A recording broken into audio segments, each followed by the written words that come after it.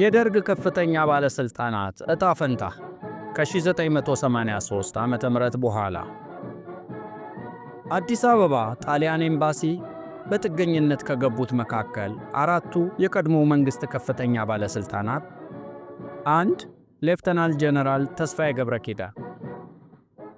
ሌፍተናንት ጀነራል ተስፋዬ ገብረኪዳን የቀድሞውን ፕሬዝደንት በመተካት ለአንድ ሳምንት ያህል የኢትዮጵያ ተጠባባቂ ፕሬዝደንት ሆነው በከፍተኛ ውጥረት ከቆዩ በኋላ የኢህአዴግ ኃይሎች አዲስ አበባ ከመግባታቸው አንድ ቀን አስቀድመው ከሌፍተናንት ጀነራል አዲስ ተድላ፣ ከኮሎኔል ብርሃኑ ባየ፣ ከአቶ ኃይሉ ይመኑና ከሌሎች የሥራ ባልደረቦቻቸው ጋር በመሆን አዲስ አበባ ወደሚገኘው የጣሊያን ኤምባሲ በጥገኝነት ይገባሉ።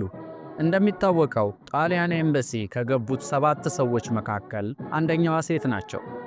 በጥገኝነት ከቆዩ 13 ዓመታት በኋላ ጄኔራሉ አብረዋቸው ከሚኖሩ ከቀድሞ ጓዳቸው ከሌፍተናንት ኮሎኔል ብርሃኑ ባየ ጋር የፈጠሩት አለመግባባት ወደ አካል ግጭት አምርቶ ጄኔራል ተስፋዬ ኮሎኔል ብርሃኑ በያዙት ጠርሙስ ጭንቅላታቸውን ተመተው ከመስኮት ጠርዝ ጋር በመጋጨት ወድቀው ብዙ ደም ከፈሰሳቸው በኋላ የስኳር በሽተኛው ጄኔራል በተወለዱ በ63 ዓመታቸው ግንቦት 25 ቀን 1996 ዓ.ም ከዚህ ዓለም በሞት ተለይተዋል።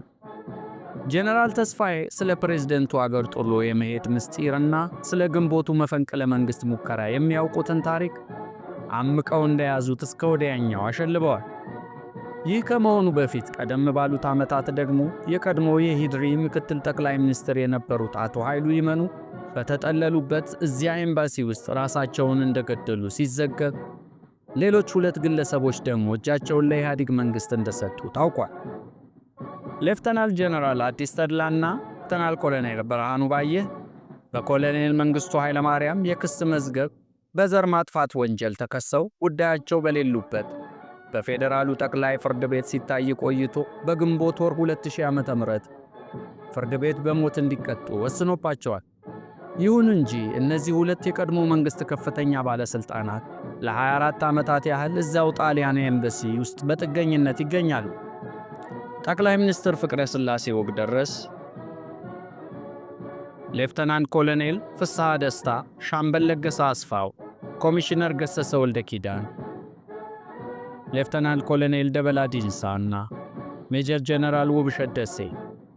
እነዚህ የቀድሞ መንግሥት ከፍተኛ ባለሥልጣናት የኢህአዴግ ኃይሎች አዲስ አበባ ከገቡ በኋላ በተላለፈላቸው ጥሪ መሠረት እጃቸውን ይሰጣሉ። ከዚያም የዘር ማጥፋት ወንጀል ክስ ተመስርቶባቸው ከታሰሩ 17 ዓመታት በኋላ ፍርድ ቤት በሞት እንዲቀጡ ይወስንባቸዋል። ቆየት ብሎም ቅጣቱ ወደ ዕድሜ ልክ እስራት ተለውጦላቸው ከ20 ዓመታት እስራት በኋላ መስከረም 24 2004 ዓ.ም ተለቀው ከቤተሰቦቻቸው ጋር አዲስ አበባ ውስጥ ይኖራሉ። ከእነርሱም መካከል ሌፍተናንት ኮሎኔል ደበላ ዲንሳ ከእስር ከተለቀቁ 1 ዓመት በኋላ ባደረባቸው በህመም ምክንያት በሕክምና ሲረዱ ቆይተው በተወለዱ በ71 ዓመታቸው ታኅሳስ 23 2005 ዓ.ም አዲስ አበባ ውስጥ ከዚህ ዓለም በሞት ተለይተዋል። በተጨማሪም ሌፍተናንት ኮሎኔል ፍስሐ፣ ሻምበል ፍቅረ ሥላሴ እና ሻምበል ለገሰ በሕይወት የሉም። ሻምበል መንግሥቱ ገመቹ የፕሬዝደንት መንግሥቱ ኃይለማርያም ልዩ ረዳት የነበሩት ሻምበል መንግሥቱ ገመቹ ለኢህአዴግ ኃይሎች እጃቸውን ሰጥተው ከታሰሩ 3 ዓመታት በኋላ ባደረባቸው ህመም ምክንያት በፖሊስ ሆስፒታል በሕክምና ሲረዱ ቆይተው በ1986 ዓ.ም በተወለዱ በ43 ዓመታቸው ወህኒ ቤት ውስጥ እንዳሉ ሕይወታቸው አልፏል። ምንጫችን ጄኔራሎቹ ሻምበል ኢዮብ አባተ ናቸው።